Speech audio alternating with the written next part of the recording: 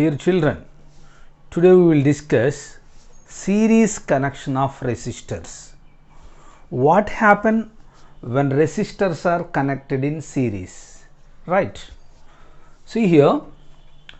So in the circuit, so three bulbs are connected in series.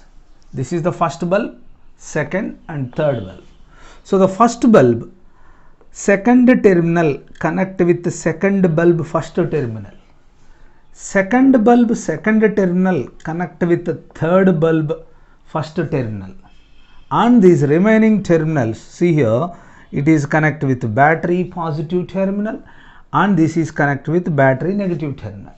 In between we can connect ammeter and switch. You know, this switch is used to make and break the electric circuit, right?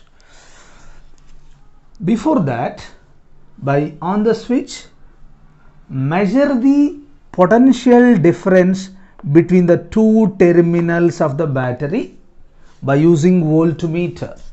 Note down that potential difference is V, right? After that, off the switch and remove the voltmeter. Then we can measure the potential difference at different bulbs. Once again, on the switch, with the help of voltmeter, measure the potential difference at first bulb, consider that is V1. At second bulb, measure the potential difference, that is V2. And at third bulb, the potential difference is V3. Isn't it? Here these all bulbs are connected in series. You know, this is the direction of conventional current.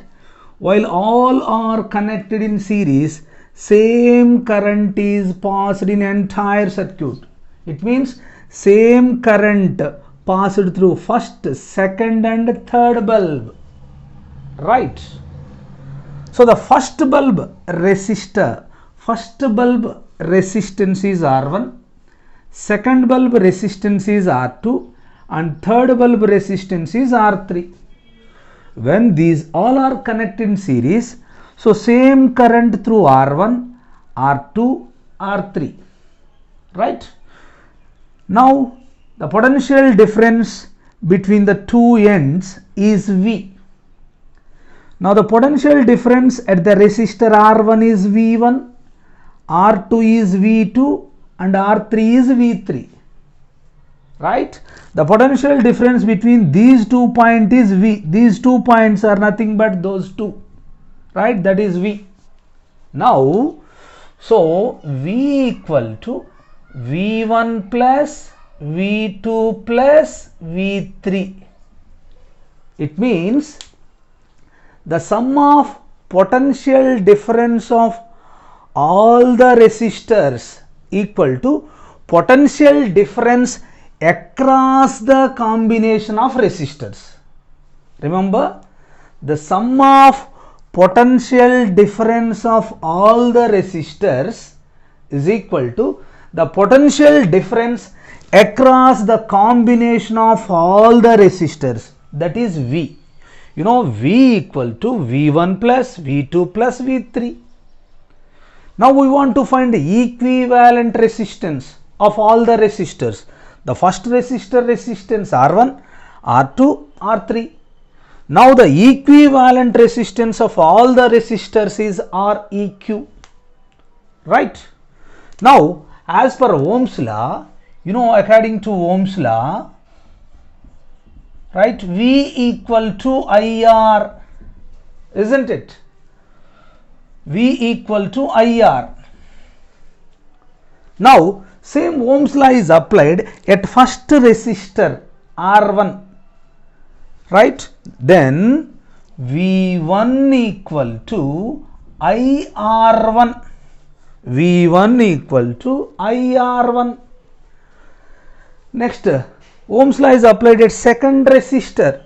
Then V2 equal to IR2.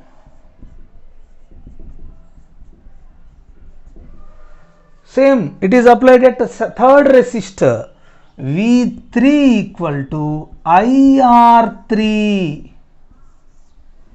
Now V1, V2, V3 are substitute in 1, right?